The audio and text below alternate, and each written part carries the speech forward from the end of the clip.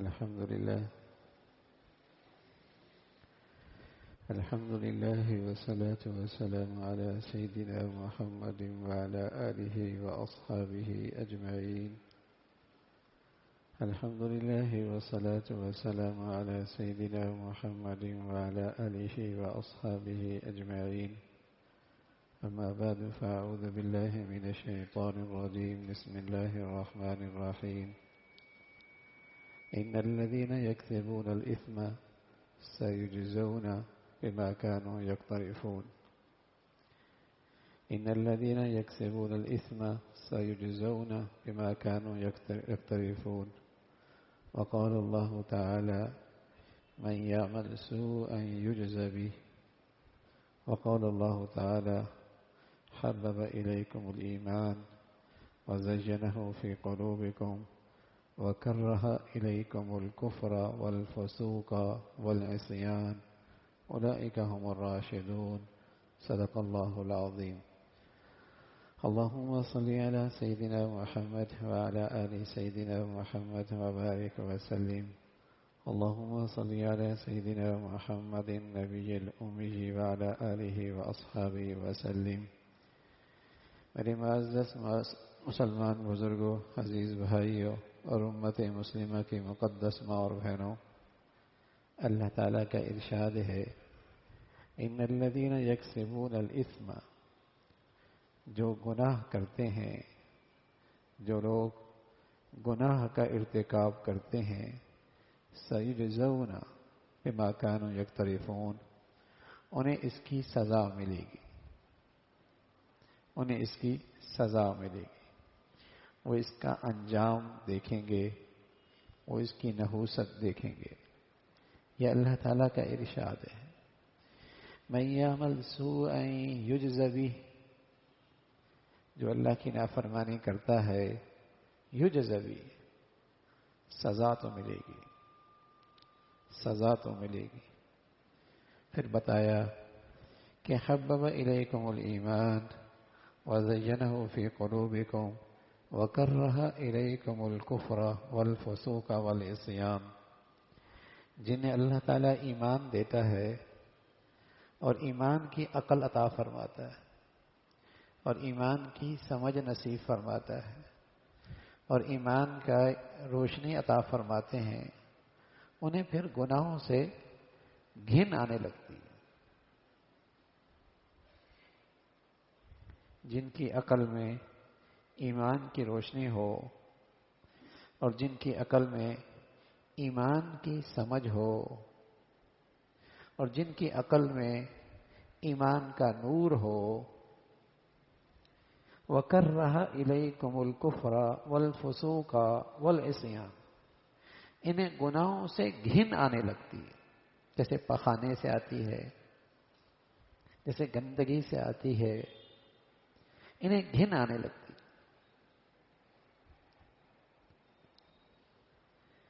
تو اللہ تعالیٰ کا ارشاد ہے کہ گناہ آدمی کی زندگی کے لیے خطرہ ہے، آدمی کی زندگی کی نعمتوں کے لیے خطرہ ہے، آدمی کی زندگی کی راحت اور سکون کے لیے خطرہ ہے۔ گناہ آدمی کی اولاد، گھر کے لیے خطرہ ہے کہ اس کی نحوست کہیں بھی پڑ سکتی ہے، بچوں پہ پڑے، اولاد پہ پڑے، صحت پہ پڑے، نعمتوں پہ پڑے، گھر کے سکون پہ پڑے، گھر کی محبتوں پہ پڑے، معاش پہ پڑے، معیشت پہ پڑے، رزق پہ پڑے، اس کی نحوست کہیں بھی پڑ سکتی ہے۔ من یعمل سوءا یجز بہ، سزا تو ملے گی۔ اب وہ سزا کی کیا شکل بنتی ہے، گناہ کیا نحوست دکھاتا ہے زندگی میں، کچھ بھی ہو سکتا ہے۔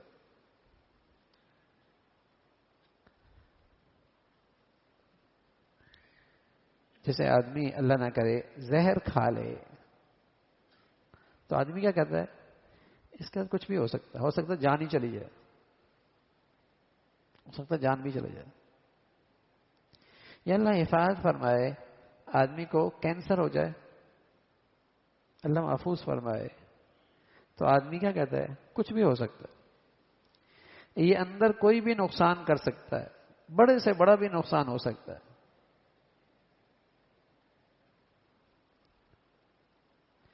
زہر کا یہ اثر، یہ ہمارا مشاہدہ ہے، یہ ہمارا تجربہ ہے، یہ ہماری آنکھیں دیکھتی ہیں، اس کا ریئیکشن ہمارے کانوں نے سن رکھا ہے، کوئی کھا لے تو ہمیں یہ احساس ہو جاتا ہے۔ تو گناہ کا یہ ریئیکشن، یہ ہمارا ایمان کہتا ہے، یہ ہماری ایمان والی عقل کہتی ہے، یہ ہمارا ایمان کا نور کہتا ہے کہ اس کا زندگی میں کہیں ریئیکشن آئے گا۔ اللہ تعالیٰ کا جو ارشاد ہے، وَإِن يَعْمَلْ سُوءًا يُجْزَ بِهِ إِنَّ الَّذِينَ يَكْسِبُونَ الْإِثْمَ، جس نے اللہ کی نافرمانی کی، سَيُجْزَوْنَ، سزا تو ملے گی۔ انسانی تاریخ کا تذکرہ قرآن مجید کرتا ہے کہ انسانی تاریخ میں بعض قوموں پہ اللہ کی پکڑ آئی، آسمان پہ پتھر برسے، زمین پھٹی، اندر گئے، دریاؤں میں ڈوب گئے، آواز ایسی آئی کہ کلیجے پھٹ گئے۔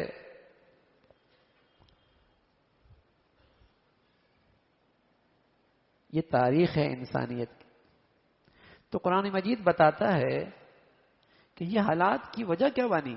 فَكُلًّا أَخَذْنَا بِذَنبِهِ، یہ جو ان پہ پکڑ آئی ہے ماضی میں، انسانی تاریخ میں، فَكُلًّا أَخَذْنَا بِذَنبِهِ، ان کے گناہوں کی وجہ سے۔ فَمِنْهُمْ مَنْ أَخَذَتْهُ الصَّيْحَةُ، چیخ آئی، کلیجے پھٹ گئے۔ وَمِنْهُمْ مَنْ خَسَفْنَا بِهِ الْأَرْضَ، زمین پھٹی، دھنس گئے۔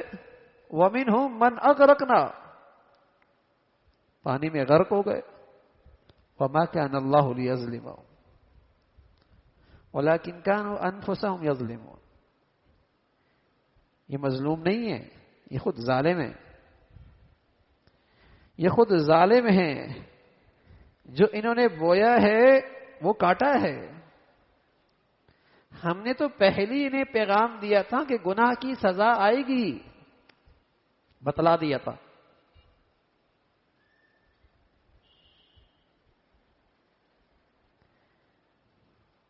جیسے آدمی دنیاوی عقل رکھتا ہے، دنیاوی عقل رکھتا ہے تو وہ اپنے بچے کو آگ سے بھی بچاتا ہے، زہر سے بھی بچاتا ہے، دیگر زندگی کے خطرات سے بھی بچاتا ہے، اگر دنیاوی عقل رکھتا ہے تو۔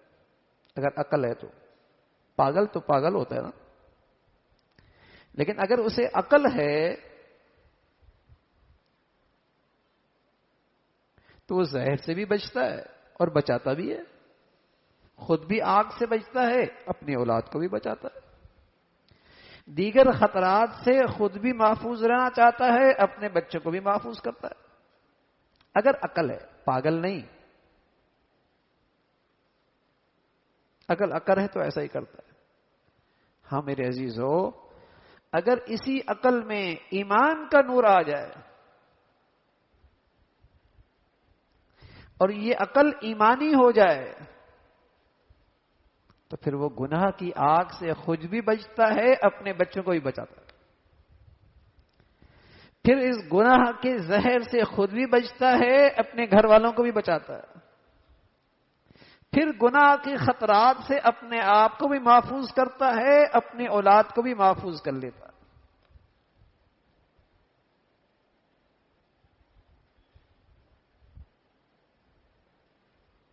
ہاں اگر وہ ایمان کی عقل ہی نہیں ہے پھر تو جیسے وہ چھوٹا بچہ، اس کو شعور نہیں ہوتا، عقل نہیں ہوتی، وہ بس اوقات ایسی چیز کی طرف بھی قدم بڑھاتا ہے جو اس کے لیے خطرہ ہوتی ہے تو بڑے اسے بچا لیتے، اس کی سمجھ نہیں ہے نا۔ ایسی اگر سمجھ میں ایمان کا نور نہیں ہے، عقل میں ایمان کی روشنی نہیں ہے، تو پھر اسے گناہوں میں بھی مزہ آتا ہے، جو اس کے لیے ہلاکت ہے، جو اس کی زندگی کے لیے بربادی ہے، جو اس کے لیے تباہی ہے۔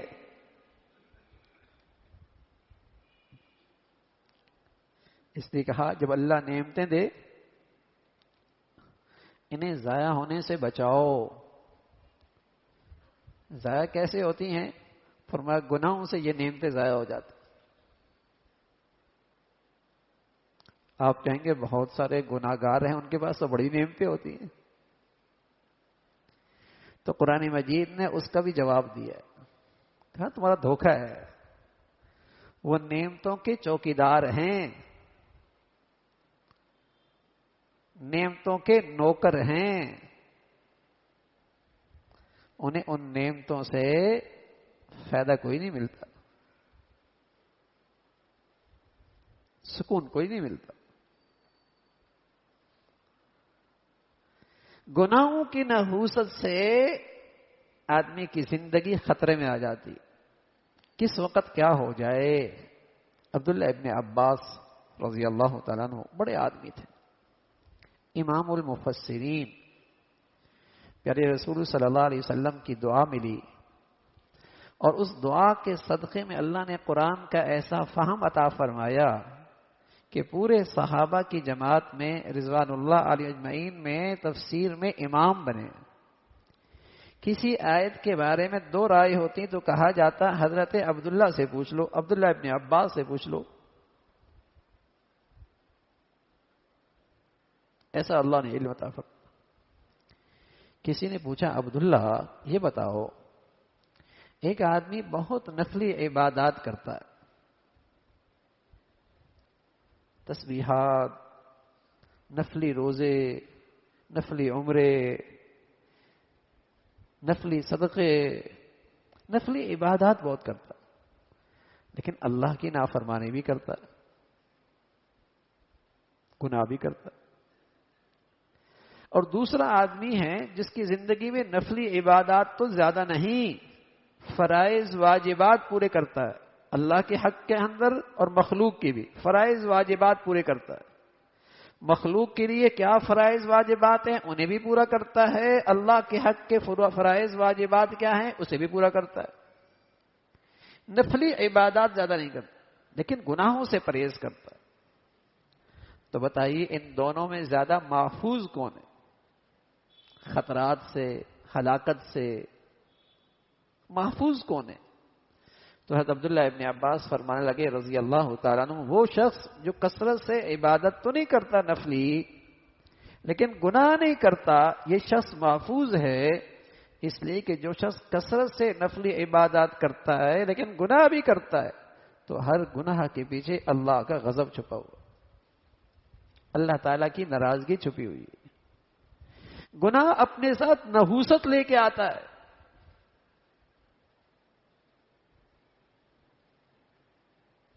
بس اوقات ایک گناہ کی نحوست سے مہینوں کی نہیں سالوں کی محنت ضائع ہو جاتی۔ حدیث میں آتا ہے رسول اللہ صلی اللہ علیہ وسلم فرمایا جیسے سوکھی لکڑیوں کا ڈھیر لگا ہو، آگ اسے راکھ کر دیتا ہے، آگ اس ڈھیر کو راکھ کر دیتا ہے۔ اسی طرح نیکیوں کا ڈھیر ہو لیکن حسد اندر ہے، یہ حسد کی آگ ان نیکیوں کے ڈھیر کو راکھ کر دیتی۔ گناہ کی تو یہ نحوست ہے بھائی، گناہ کی تو یہ نحوست ہے۔ مہینوں کی محنت، بڑی اہتمام سے عبادت کر رہا، لیکن آنکھوں کی یہ بد نظری، ان آنکھوں سے حرام دیکھنا، ساری نیکیوں کی حلاوت گئی، نیکیوں کا نور گیا۔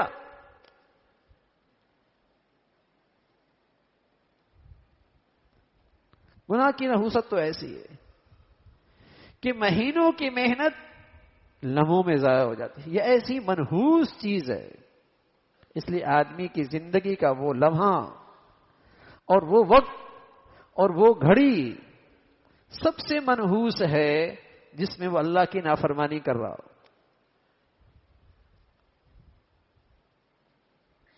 منحوس ترین لمحہ ہے اس کا جس میں وہ اللہ تعالیٰ کا حکم توڑ رہا ہو. من یعمل سوءا یجز بہ، سزا تو ملے گی. اللہ تعالیٰ وہ ایمان دے دے، وہ عقل میں ایمان کا نور دے دے کہ ہمیں بھی گناہوں سے ایسا خطرہ محسوس ہونے لگے، ہمیں بھی گناہوں سے ایسا ڈر لگنے لگ جائے، ہمیں بھی گناہوں سے ایسا خوف آنے لگے. اللہ میاں نے یہی بتایا، وَكَرَّهَ إِلَيْكُمُ الْكُفْرَ وَالْفُسُوقَ وَالْعِصْيَانَ حَبَّبَ إِلَيْكُمُ الْإِيمَانَ وَزَيَّنَهُ فِي قُلُوبِكُمْ وَكَرَّهَ إِلَيْكُمُ الْكُفْرَ وَالْفُسُوقَ وَالْعِصْيَانَ. جنہیں اللہ ایمان دیتا ہے، ایمان کی عقل عطا فرماتا ہے، انہیں گناہوں سے گھن آنے لگتی ہے، نفرت سی ہو جاتی ہے، گناہوں سے نفرت سی ہو جاتی ہے. 40 سال کا کاروباری ساتھی آپ کے ساتھ رہتا ہو، ایک دسترخوان پہ کھایا، ایک دسترخوان پہ پیا، زندگی گزاری، بھائیوں کی طرح رہے، ایسا کاروباری تعلق تھا. 40 سال کے بعد پتہ لگا یہ تو اندر ہی اندر مجھے کاٹ رہا ہے، کاروباری لحاظ سے مجھے اتنا نقصان پہنچا دیا، یہ تو مجھے کنگلا کر دے گا اگر ساتھ رہا تو. اتنا اندر ہی اندر اس نے کاٹ دیا مجھے. اب عقل ہوتی ہے نا، عقل، اور عقل میں مال سے تعلق بھی ہوتا ہے. اب 40 سال کا تعلق ختم ہوگا نہیں ہوگا؟ صرف ختم نہیں ہوگا، کیا یار مجھے اس سے نفرت سی ہو گئی ہے، کہتا ہے مجھے اس سے نفرت سی ہو گئی. اگر اس کا کوئی تذکرہ کرے، یار میرے سامنے اس کا تذکرہ نہ کرو، میں اس کی شکل نہیں دیکھنا چاہتا. ارے یہ 40 سال سے ساتھ رہے ہو، کھایا پیا ساتھ ہے، لیکن چونکہ اس کے طرز عمل کو اپنے مال کے لیے خطرہ سمجھتا ہے تو کیا کہتا ہے، دیکھ کر گھن آتی ہے مجھے، اس کی شکل دیکھ کر مجھے نفرت ہو گئی. ایسا ہی ہے نا، میں اس کو دیکھنا نہیں چاہتا. سبحان اللہ. فرمایا حبب الیکم الایمان وزینہ فی قلوبکم وکرہ الیکم الکفر والفسوق والعصیان. جب ایمان کی بھی قدر و قیمت دل میں بیٹھ جائے اور اللہ تعالیٰ ایمانی عقل نصیب فرما دے تو یہ ایمان والا کہتا ہے مجھے گناہوں سے گھن آتی ہے، مجھ سے گناہ برداشت نہیں ہے. ہاں میرے عزیزو، اس زمین پر ایسے لوگ آئے ہیں، گزرے ہیں، زندگی گزاری ہے، اللہ میاں نے ان کی تعریف فرمائی ہے.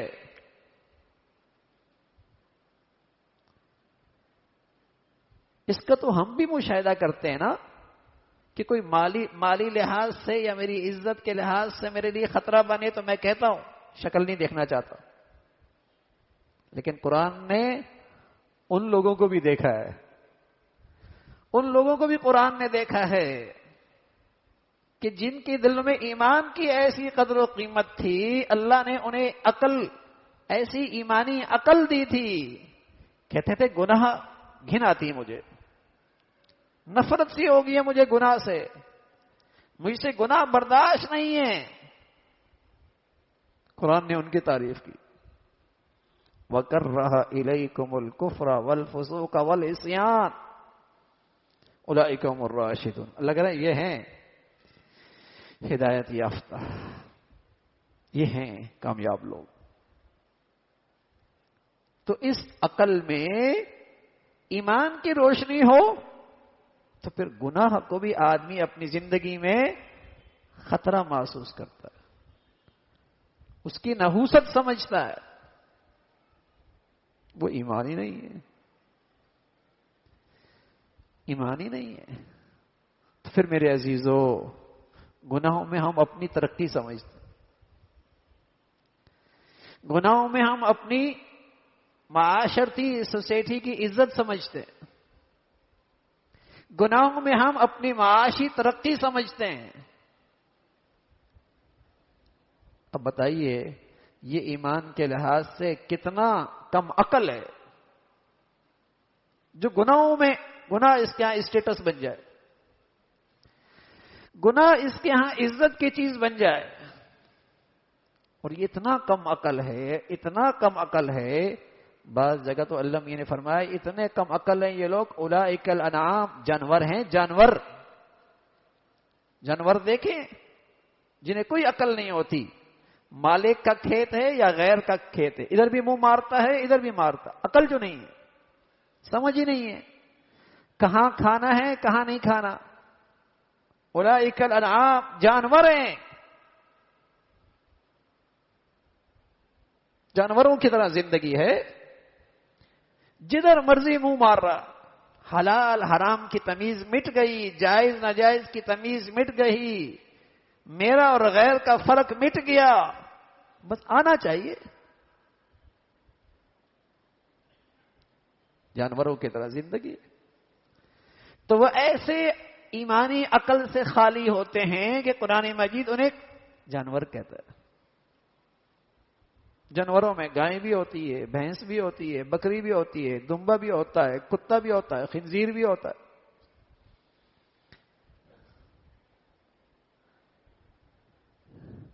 جس قسم کی اس کی حرکتیں ہوں گی اتنا ہی کم عقل ہوگا۔ بعضوں کو شرک کے اندر بھی احساس نہیں ہوتا، کفر کے اندر بھی احساس نہیں ہوتا، تو بتائیے ان کی عقل کہاں ہے؟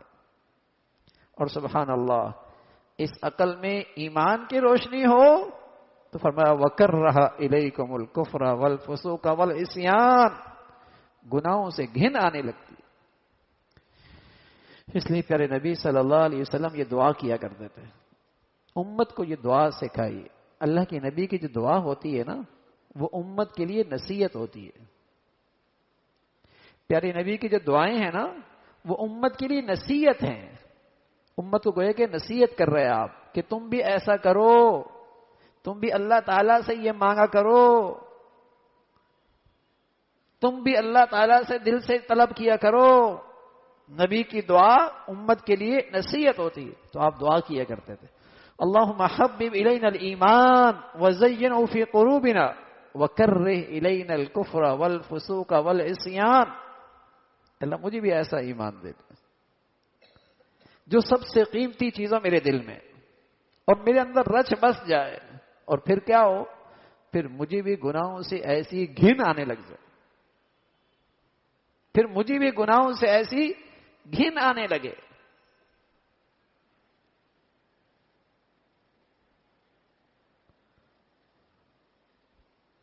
مجھے گناہ اچھے نہ لگے، ایسا ایمان اللہ دے دے۔ تو پیارے نبی صلی اللہ علیہ وسلم اپنی امت کو نصیحت فرما رہے، دعا کرتے ہوئے گویا کہ یہ نصیحت کی تم بھی ایسا ایمان پاؤ۔ تو سب سے پہلی چیز گناہوں سے حفاظت کے لیے یہ ایمانی عقل ضروری ہے۔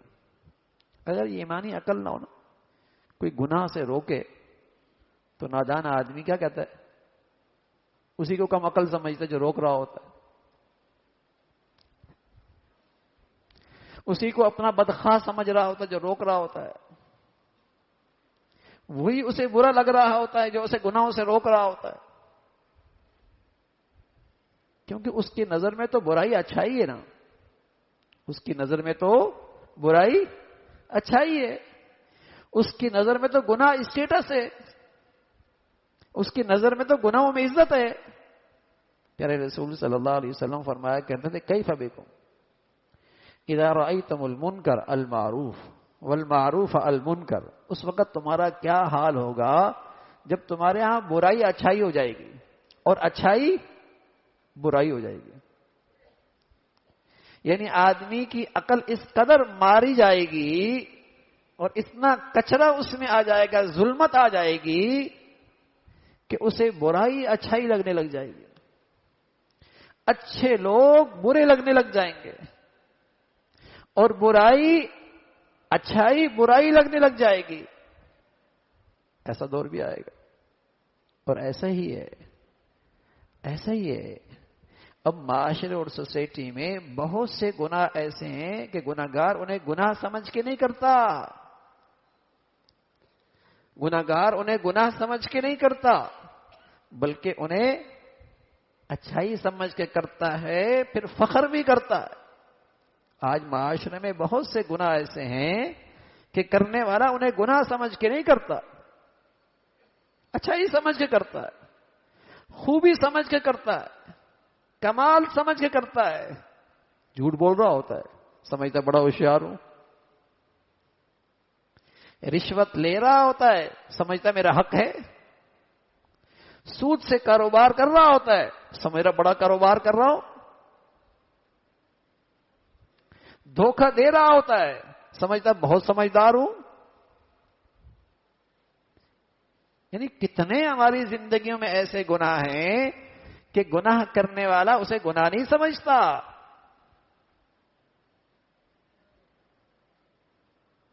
یہ عقل ایمان کی روشنی سے خالی ہے.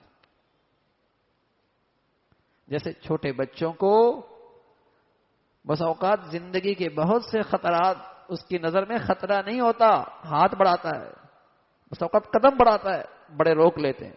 بڑے کیا کر رہے ہو؟ اس کی سمجھ اتنی ہوتی ہے. ایسی جب یہ عقل نابالغ ہوتی ہے، اس میں بلوغت نہیں آتی، ایمان کے لحاظ سے بلوغت نہیں آتی، اس میں ایمان کا نور نہیں آتا، تو اسے گناہوں میں مزہ آ رہا ہوتا. گناہوں میں اسے مزہ آ رہا ہوتا. اور سچ یہ ہے بھائی، گناہوں میں حقیقتاً اتنا ہی مزہ ہے جتنا خارش کرنے والے کو خارش میں مزہ آتا ہے. خارش کرنے والے کو مزہ تو آتا ہے، لیکن پھر کیا ہوتا ہے؟ پھر خارش اور تیز ہوتی ہے، پھر خارش کرتا ہے، پھر مزہ آتا ہے، پھر خارش اور اٹھتی ہے، پھر خارش کرتا ہے. نتیجہ کیا نکلتا ہے؟ جلد خراب ہو جاتی ہے، خون بہنے لگتا ہے، زخم ہونے لگتے ہیں. ہاں بھائی، گناہوں میں مزہ تو ہے لیکن دل میں زخم لگتا ہے، دل میں زخم لگتا ہے. روحانیت پہ موت واقع ہوتی ہے. بے چینی اور بے سکونی کی آگ اندر لگتی ہے. تو اللہ تعالیٰ کا پیغام ہے بھائی، یہ کوئی تجربہ نہیں ہے اور یہ کوئی قصہ اور کہانی نہیں ہے، کسی انسان کا بتایا ہوئی بات نہیں ہے.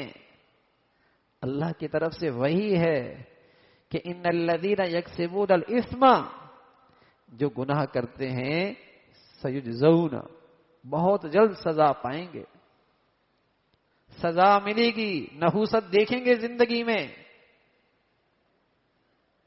من یعمل سوءا یجز بہ، گناہ کیا تو سزا آئے گی. ساری دنیا کی نظروں سے اوجھل ہو، قانون کی رسائی نہیں ہے، خلوت اور تنہائی ہے. خیال کرنا، اس تنہائی میں بھی اللہ تو ہے اور اس کا پیغام ہے، گناہ کرو گے سزا ملے گی. اگر عقل ہو نا، اور اس عقل میں ایمان کی روشنی ہو، تو اس کی تنہائیاں بھی پاک ہو جائیں، اس کی خلوتیں بھی پاکیزہ ہو جائیں، اس کی تاریکیاں بھی صاف ستھری روشن. اگر یہ عقل میں ایمان کی روشنی ہو تو سزا ملے گی، میری زندگی میں کوئی نحوست آئے گی. ان العبد لیحرم الرزق بذنبہ یصیب، او کما قال علیہ الصلاۃ والسلام. پیارے رسول صلی اللہ علیہ وسلم فرمان لگے، گناہ کی نحوست سے معیشت کے اندر بھی بڑی نحوست آتی ہے، معاش میں بھی بڑی نحوست آتی ہے. ایک نحوست تو یہ ہوتی ہے کہ بندش ہو جاتی ہے، آمدنی کے ذرائع ختم ہو جاتے ہیں، سونا اٹھاتا ہے وہ بھی مٹی ہو جاتی ہے۔ دوسری صورت یہ ہوتی ہے بھائی کہ بجائے سکے تو بہت اکٹھے کر لیے، تجوریاں تو بہت بھر لیں، لیکن یہ معاش کسی کام نہیں آیا، نہ بچے فرما بردار بنے، نہ گھر میں سکون آیا، نہ آپس کی محبتیں رہیں، نہ راحت اور سکون رہا۔ یہ معاش کیا کہتا ہے؟ ارے یار اتنا بڑا کاروبار نہ ہوتا تو اچھا ہوتا، پہلے سکون سے تو تھے نا، پہلے بچوں میں محبت تو تھی، پہلے گھر میں پیار سے تو رہتے تھے۔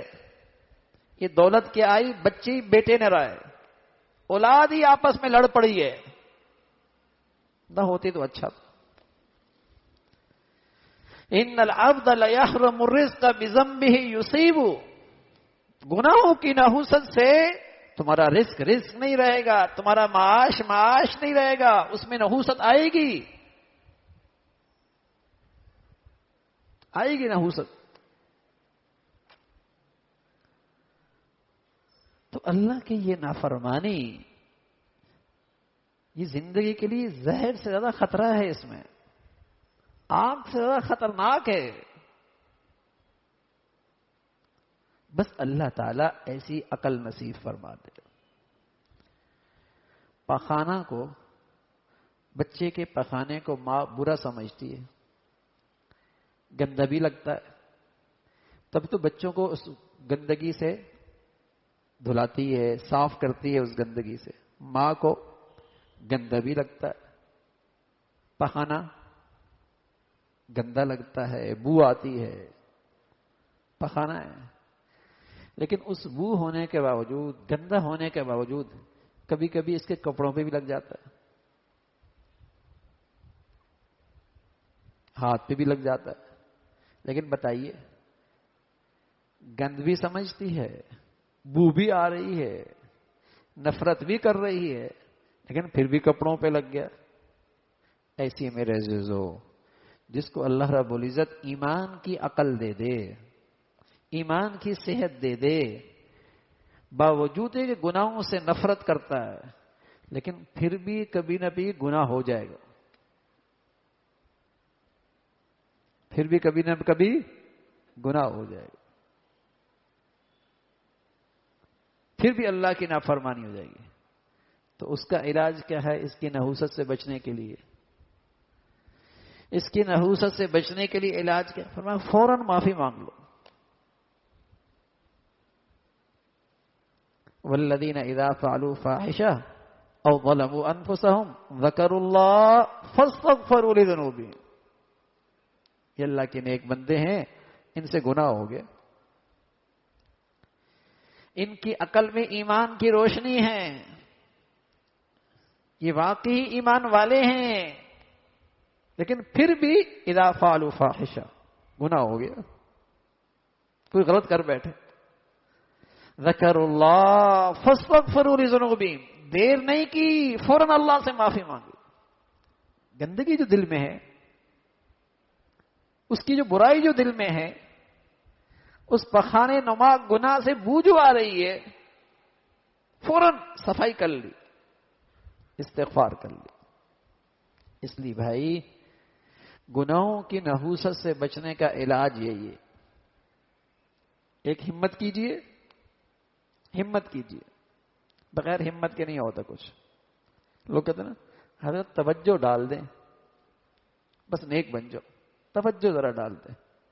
تو بھائی پیارے نبی صلی اللہ علیہ وسلم تو سب سے بڑی توجہ رکھتے تھے، سب پہ توجہ ڈالتے سب مسلمان ہو جاتے۔ میری توجہ سے نہیں ہوگا میاں، سچی طلب بھی رکھنی ہوگی، ہمت بھی کرنی ہوگی، پھر دعائیں بھی کام آئیں گی، پھر کسی کی دل سے دعا بھی کام آئے گی، دل سے توجہ بھی کام آئے گی، ورنہ میری توجہ سے کام نہیں بنتا۔ آپ کے چچا ہیں، کتنی توجہ ڈالی ہوگی، لیکن اس کے دل میں طلب نہیں تھی، چاہت نہیں تھی، بغیر ایمان کے مر گیا۔ ہمت تو کرنی ہوگی، دل میں سچی طلب تو رکھنی ہوگی بھائی کہ پرہیزگاری کی زندگی نصیب ہو جائے، ہمارے گھروں میں گناہوں کی آگ بجھ جائے. یہ سچی طلب رکھنی ہوگی اور اس کے لیے ہمت کرنی ہوگی. ماحول اچھا نہیں ہے، گناہوں سے بچنا آسان بھی نہیں ہے. اللہ میاں کہتے ہیں من بین فرث ودم لبنا خالصا، بکری سے دودھ دھونے والا، گائے بھینس کا دودھ نکالنے والا ہمت کرتا ہے، تھنوں کو پکڑتا ہے اور کوشش کرتا ہے. پھر اللہ اپنی قدرت دکھاتے ہیں، اندر گوبر بھی ہے، اندر خون بھی ہے، لیکن دودھ اسے صاف ملتا ہے. نہ رنگت میں فرق آتی ہے، نہ ذائقے میں فرق آتا ہے. ہاں بھائی، سچی طلب کرو گے، ہمت سے کام لوگے، اللہ تمہیں ان گندگیوں سے ایسے پاک صاف ستھرا نکال دے گا. پھر اس کی مدد متوجہ ہوگی، پھر اس کی رحمت متوجہ ہوگی، لیکن ہمت تو کرنی ہوگی. من بین فرث ودم لبنا خالصا. اللہ میاں کہتے ہیں اس کا ماحول کیسا ہے؟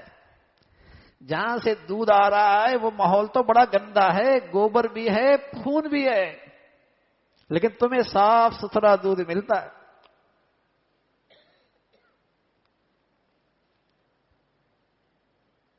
اللہ کو یہ قدرت حاصل ہے. لیکن اگر دودھ دھونے والا دور بیٹھ جائے، خود بہت ایسا ہوگا. ہمت کرنی پڑے گی، دودھ دھونا پڑے گا، تھنوں پہ ہاتھ لگانے پڑیں گے. تو میرے عزیزو، ہمت تو کرنی ہوگی، ہمت تو کرنی ہوگی. واستبق الباب واستبق الباب. گناہ کا ماحول ہے، گناہ نے گھیر لیا، دروازے بند ہو گئے. جوانی ہے اور سامنے حسن ہے، خوبصورتی ہے، قانون کی رسائی بھی کوئی نہیں، باہر کوئی برائی بھی نہیں. خود گھر کی ملکہ گناہ کی دعوت دے رہی. حسن بھی موجود ہے، دولت بھی موجود ہے، اقتدار بھی موجود ہے. یہ تین چیزیں ہیں جو آدمی کا راستہ مارتی ہیں، یا دولت، یا حسن، یا عہدہ اور منصب. یہ اسی چیز سے آدمی کی قیمت لگتی ہے نا بھائی.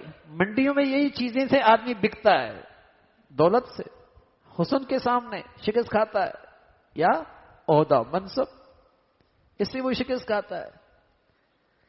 اب گناہ کے ساتھ یہ تینوں چیزیں بھی موجود ہیں. گناہ بھی سامنے ہے، لیکن ساتھ یہ تینوں چیزیں بھی ہیں کہ گناہ کرے گا تو حسن بھی مل سکتا ہے، دولت بھی مل سکتی ہے، عہدہ بھی مل سکتا ہے. کمال ہے. ورنہ آدمی کو شکست دینے کے لیے اکیلا حسن بھی کافی ہے، آدمی کو شکست دینے کے لیے اکیلے دولت بھی کافی ہے، آدمی کو شکست دینے کے لیے اکیلا عہدہ اور منصب بھی کافی ہے. یہاں گناہ ہے اور گناہ کے پیچھے طاقت بھی ہے، حسن کی، دولت کی، اقتدار کی. لیکن سبحان اللہ، اللہ کا نیک بندہ اپنی سے ہمت کرتا ہے اور اس ماحول سے نکلتا ہے. دروازے سارے بند ہیں. اللہ کہتا ہے واستبق الباب واستبق الباب وفتحت الابواب. دروازے کھلنے لگے.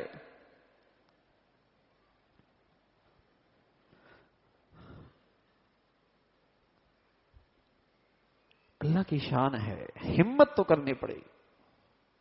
تو میرے عزیزو، اگر ہم ہمت کریں گے اور اگر گناہ ہو گیا پھر فوراً توبہ کر لو، فوراً استغفار کر لو، فوراً استغفار، اور فوراً احساس کریں کہ اگر اس نے اس کی تاخیر کی گناہ میں، توبہ کرنے میں، تو یہ گناہ میری زندگی سے، میرے گھر سے کوئی نعمت لے جائے گا. اس لیے کہ اللہ کا ارشاد ہے اگر تم نے گناہ کا ارتکاب کیا تو نحوست کا پھر انتظار کرو. آج لوگ اگر گارڈن میں کوئی کاٹی لگایا ہوا کوئی تعویذ مل جائے کتنا ڈرتا ہے.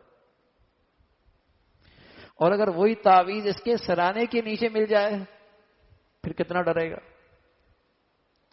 اور وہی اگر چپکلی نے کوئی کپڑے کھا لیے 2-3 جگہ پر رات کو بکس کے اندر سے اور اس میں پھٹن موجود ہو, سوراخیں ہوں, پھر کیا حال ہوگا؟ ڈر کیا آئے گا؟ کسی نے کچھ کر دیا ہے. اور اس کو یہ احساس نہیں کہ میرے گھر میں کتنے لوگ ہیں جو فجر نہیں پڑھتے. اس کی نحوست سے نہیں ڈرتا, یہ کاغذ پہ لگے کانٹوں سے ڈرتا ہے, یہ قمیض کے پھٹے ہوئی چیزوں سے ڈرتا ہے. اس سے اسے ڈر نہیں کہ اس کے گھر میں صبح شام موسیقی کی آوازیں, اس کے گھر میں لقمہ حرام آ رہا ہے, اس کے گھر میں اللہ کے حکم ٹوٹ رہے ہیں. اس سے نہیں ڈرتا, اس لیے کہ ایمانی عقل نہیں ہے, صرف دنیاوی عقل ہے. اس کاغذ سے ڈرتا ہے, کپڑے پہ کوئی داغ آ جائے اس سے ڈرتا ہے, کپڑوں میں کہیں سوراخ نکل آئے اس سے ڈرتا ہے. ارے میاں کسی نے کچھ تیری بندش کرنی ہوتی تو آج وہ سب ایسے تعویذوں والے جب کسی کو اوپر نیچے کر سکتے تو سب اسمبلیوں میں یہی بیٹھے ہوتے. خود تو ساری زندگی فٹ پاتھ پہ طوطے ان کی قسمت دیکھ رہے ہوتے ہیں اور تمہاری قسمت وہ کھڑی کر دیں گے. لیکن آدمی ان کے سامنے مارے مارے اس لیے پھرتا ہے, ان کے پاس مارے مارے اس لیے پھرتا ہے کہ ایمان کی عقل نہیں ہے. اگر ایمان کی عقل ہوتی اللہ کا در نہ چھوڑتا, اللہ تعالیٰ کا در نہ چھوڑتا. الا لہ الحکم, فیصلہ تو اس کا ہے. اس کی چاہت کے بغیر تو زمین پہ پتہ نہیں گرتا, سمندر کا قطرہ نہیں ہلتا, زمین کا ذرہ نہیں ہلتا. الا لہ الحکم, فیصلہ اس کا ہے. اگر ایمانی عقل ہوتی تو سب سے پہلے اپنا محاسبہ کرتا, کہیں نافرمانی سے کوئی نحوست تو نہیں میری زندگی میں, کہیں کوئی غلطی تو نہیں ہو رہی, کوئی گناہ تو نہیں ہے میری زندگی میں. توبہ کر لو, توبہ کر لو.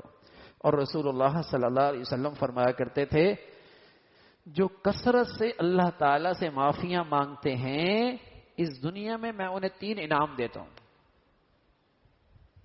من لزم الاستغفار جعل اللہ له من كل ضيق مخرجا ومن كل هم فرجا ورزقه من حيث لا يحتسب.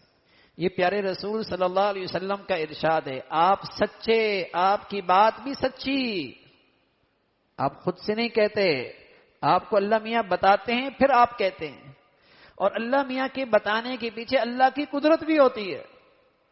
آپ خود سے نہیں بتاتے, اللہ میاں آپ کو بتاتے ہیں تو آپ بتاتے ہیں. اللہ میاں کے بتانے کے پیچھے اللہ کی قدرت بھی ہوتی ہے. کہ ایسا نہیں کہ آپ نے ایک بات کہہ دی اور پھر وہ ہو نہیں, پھر ویسا ہو نہیں, ایسا نہیں ہے.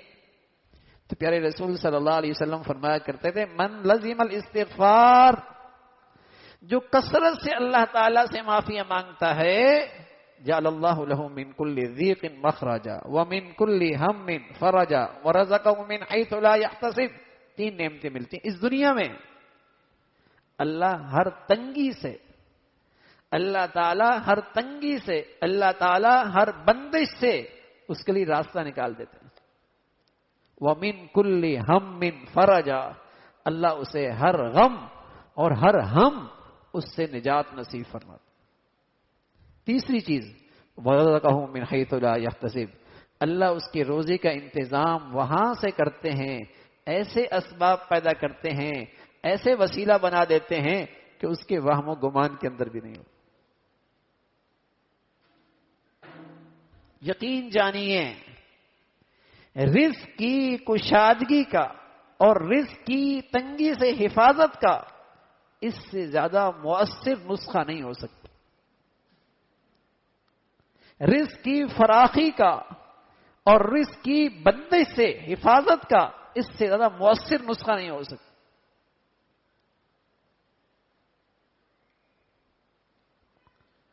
جعل اللہ لہ من کل ضیق مخرجا، ہر بندش سے، ہر تنگی سے اللہ راستہ نکال دے گا، ہر غم سے، ہر دکھ سے، ہر پریشانی سے اللہ نجات نصیب فرما دے گا۔ ہوتی تو میری زندگی میں گناہوں کی نحوست ہے، میں در در کے ٹھوکریں مار رہا ہوتا ہوں، کبھی اس کے پاس، کبھی اس کے پاس، کبھی اس کے پاس، کبھی یہ بندش، کبھی اس بندش کے پاس۔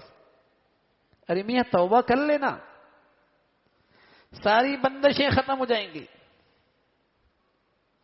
لیکن یہ راستہ چونکہ مشکل ہے، زندگی بدلنی پڑتی ہے، یہ چاہتا ہے کوئی عامل کے پاس چلا جاؤں، آسان سا وظیفہ مل جائے، بس گناہ بھی کرتا رہوں، کام بھی ہو جائے۔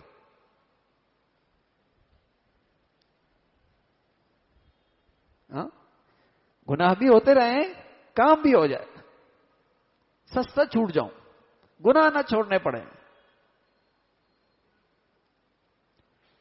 تو میرے عزیزو، اللہ تعالی ہمیں ایمان والی عقل نصیب فرمائے کہ ہمیں گناہوں کا خوف آنے لگے، ہمیں گناہوں کی نحوست کا احساس ہونے لگے، اور پھر ہم ہمت سے کام لیں، ہمت سے کام لیں کہ اپنے گھروں میں، اپنی زندگیوں میں، اپنے کاروبار میں، اپنے معاملات میں، اپنی معاشرت میں ہمیں گناہ برداشت نہ ہو، ہمیں گناہوں سے گھن آنے لگے۔ گناہ نہیں، گھن آنے لگے، اور پھر اگر ہو جائے تو میرے عزیزو پھر تاخیر نہ کرو، پھر تاخیر نہ کرو، کہیں اس کی نحوست کوئی بڑا نقصان نہ کر دے زندگی میں، کہیں اس سے کوئی بڑی نعمت نہ چلی جائے، پھر فوراً توبہ کر لو، پھر توبہ استغفار کر لو۔ اور اگر استغفار کرو گے اور کثرت سے کرو گے تو اللہ کی ذات سے امید ہے اس استغفار کے بھی آپ کو ثمرات ملیں گے۔ اس لیے حکیم الامت تھانوی رحمۃ اللہ علیہ فرمایا کرتے تھے، گناہوں سے نجات کا ایک آسان نسخہ یہ ہے کہ صبح اللہ سے اٹھ کے دعا کیا کرو، اے اللہ آج دن گناہوں سے پاک نصیب فرما دے۔ رات سونے سے پہلے روزانہ دل سے استغفار کر لیا کرو، رات سونے سے پہلے دل سے استغفار کر لیا کرو۔ پھر کیا ہوگا؟ پھر کیا ہوگا؟ یا تو یہ ہوگا کہ گناہ ہی نہیں رہیں گے، کیونکہ شیطان بھی دیکھتا ہے یہ روز استغفار کر لیتا ہے، ایک تو استغفار سے اس کے گناہ معاف ہوئے، دوسرا عبادت بھی ایسی بڑھیا استغفار، اس کے مبارک ثمرات بھی اس کو ملیں گے، تو وہ جان چھوڑ دیتا ہے۔ اور اگر پھر بھی گناہ ہوتے رہے تو روز توبہ کرتا ہے نا بھائی، تو ایک دن کے گناہ ہے نا، مر گیا تو ایک دن کے گناہ ہیں، اللہ کریم ویسے ہی معاف فرما دیں۔ پرہیزگار لوگوں میں اٹھایا جائے گا، نیک لوگوں میں اٹھایا جائے گا۔ تو میرے عزیزو ہمت کیجئے، کوئی بات نہیں، نفلی عبادت زیادہ نہ بھی ہو سکے، کثرت سے نفلی عبادت نہ بھی کر پائے، لیکن کم از کم گناہ کی نحوست، گناہ کا ریئیکشن، گناہ کا آگ، اس کا انگارہ، یہ میری زندگی میں نہ ہو۔ یہ غلط فہمی ہوتی ہے کہ یہ تو گناہ چھوٹے سے ہیں، یہ تو چھوٹے چھوٹے ہیں۔ تو بتائیے نا، اگر چھوٹی سی چنگاری سے غفلت بڑھتی جائے اور اس کو کپڑوں میں رکھ دیا جائے اور دوسرے گھر میں بڑی آگ لگے اور سب اس کی طرف متوجہ ہو جائیں اور پانی سے بجھا دیں، تو زیادہ نقصان کون سے گناہ سے ہوگا؟ اس چھوٹی سی چنگاری سے نا، جس سے آپ نے غفلت کی ہے۔ چھوٹے گناہوں سے تو بڑے گناہ بنتے ہیں، چھوٹی آگ سے تو بڑی آگ بنتی ہے، ذرے ذرے سے تو پہاڑ بنتا ہے نا، قطرے قطرے سے تو دریا بنتا ہے۔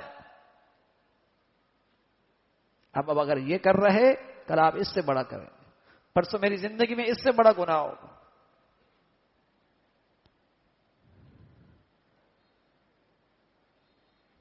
چھوٹی بسا اوقات چھوٹا سانپ اور بڑا سانپ، آپ کیا رہے ہیں؟ دونوں میں زہر موجود ہے، تو آپ بچے کو چھوٹے سانپ کے پاس جانے دیتے ہیں؟ کہ بڑے سانپ سے بچے کو بچا لیں، چھوٹے سانپ سے بچوں کو کھلانا شروع کر دیں. جانتے ہیں اس میں بھی زہر ہے، اس میں بھی زہر ہے. تو میرے عزیزو، گناہوں میں روحانیت کی موت کے لیے زہر ہوتا ہے، اس سے روحانیت کی موت واقع ہوتی ہے. اس میں پھر چھوٹے بڑے کا فرق مشکل ہوتا ہے. تو گناہ ہو جائے فوراً اس پہ توبہ ہو، فوراً استغفار ہو، اور جو میری زندگی میں گناہ ہیں ہمت سے کام لیں، ہمت سے کام لیں. انشاءاللہ اللہ کی مدد اور نصرت ہوگی. اللہ تعالی عمل کی توفیق نصیب فرمائے. وآخر دعوانا الحمدللہ رب العالمین. اللهم لك الحمد كله ولك الشكر كله. اللهم لك الحمد كله ولك الشكر كله. اللهم أعنا على ذكرك وشكرك وحسن عبادتك. اللهم أعنا على ذكرك وشكرك وحسن عبادتك. يا حي يا قيوم برحمتك نستغيث أصلح لنا شأننا كله ولا تكلنا إلى أنفسنا طرفة عين. يا حي يا قيوم برحمتك نستغيث أصلح لنا شأننا كله ولا تكلنا إلى أنفسنا طرفة عين. یا ارحم الراحمین، جو کچھ کہا سنا عمل کی توفیق نصیب فرما. ایمان والی، عافیت والی، صحت والی زندگی عطا فرما. اے مولا کریم اپنے پسند کا جینا نصیب فرما، کلمے والی موت نصیب فرما. ہم سب کو تقوی والی، پرہیزگاری والی زندگی نصیب فرما. گناہوں کی نحوستوں سے ہمیں، ہمارے بچے بچیوں کو، ہمارے گھروں کو محفوظ فرما. یا ارحم الراحمین ہمیں نیکی اور تقوی کا نور نصیب فرما. اے مولا کریم ایمان والی عقل نصیب فرما، ایمان والا فہم نصیب فرما. یا ارحم الراحمین ہر قسم کی کم عقلی سے، نادانی سے محفوظ فرما. اپنے فضل سے مولا کریم تمام حاضرین حاضرات، سامعین سامعات سب کی جائز حاجات کو پورا فرما، مشکلات کو آسان فرما، پریشانیوں کو ختم فرما. اپنے فضل سے اپنے بچے بچیوں کی تعلیم، تربیت، زندگی کے صحیح فیصلے کرنے کی توفیق عطا فرما. ہمیں اپنے بڑوں کے لیے صدقہ جاریہ بنا، ہماری اولادوں کو ہمارے لیے راحت کا اور صدقہ جاریہ بنا. اولادوں کے آزمائشوں سے، نافرمانیوں سے محفوظ فرما. اے مولا کریم اپنے فضل سے جن کی بچیاں گھروں میں ہیں ان کے لیے نیک سارے رشتوں کا انتظام فرما. جن کی بچیاں گھروں میں جا چکی ان کے گھروں کو محبت اور تقوی سے آباد فرما. یا ارحم الراحمین بری زندگی سے، بری موت سے، برے حالات سے محفوظ فرما. ہمیشہ نعمتوں بری زندگی، شکر گزاری کی زندگی، اپنی نعمتوں میں اپنی فرما برداری عطا فرما. یا ارحم الراحمین ہمیں سلامتی عطا فرما، پوری امت مسلمہ کو سلامتی عطا فرما. اے مولا کریم دنیا بھر کے مظلوم مسلمانوں کی مدد اور نصرت فرما. غزہ اور فلسطین کے مسلمان تیرے دین کے خاطر اور قبل اول کے لیے جو قربانیاں اور شہادتیں پیدا کر رہے، اے مولا وہ ایمانی جذبہ پوری امت کو عطا فرما. اے مولا کریم وہ ذوق شوق اب تیری ملاقات کا اور شہادت کا یہ امت کے اندر بھی بیدار فرما. یا ارحم الراحمین اپنے فضل سے ان کے دلوں میں سکینہ نازل فرما اور ان کی قربانیوں کے بدولت امت میں اسلامی ایمانی بیداری پیدا فرما، غفلتوں کو ختم فرما. اے مولا کریم گناہوں کی گندگیوں سے محفوظ فرما. یا ارحم الراحمین اپنے فضل سے ان کے لیے آسانیاں اور اپنی مدد اور نصرت کی خاص شکلیں پیدا فرما. اے مولا کریم اہل اسلام کو نیک صالح قیادت نصیب فرما. ظالموں سے، بے دینوں سے، جہالات سے اس امت کو نجات نصیب فرما. یا ارحم الراحمین ہمارے ملک میں نیکی کی اور خیر کی اور تعمیر کی قوتوں کو غلبہ نصیب فرما. تخریب کی اور بے دینی کی اور بے حیائی کی طاقتوں کو نیست و نابود فرما. اے مولا کریم یا ایمان ہدایت کی فضاؤں کو عام فرما. ہماری زندگیاں، صلاحیتیں، وسائل دین کی افادت سربلندی کے لیے قبول فرما. اے مولا کریم ہمارے ملک کو ظاہری باطنی ترقی عطا فرما، استحکام عطا فرما. جو مسلمانوں میں رنگ، نسل، وطن، علاقے اے مولا کریم نفرتوں کی شکلیں پیدا کر رہے اہل اسلام کو ان کے فتنوں سے محفوظ فرما. مسلمانوں میں ایمانی اسلامی وحدت پیدا فرما، اسلامی اخوت کو زندہ فرما. یا ارحم الراحمین ہمارے شہر کو سلامتی عطا فرما، ہم سب کے حال پہ رحم فرما. ربنا تقبل منا إنك أنت السميع العليم وتب علينا إنك أنت التواب الرحيم. وصلى الله على سيدنا محمد وعلى آله وأصحابه أجمعين برحمتك يا رب.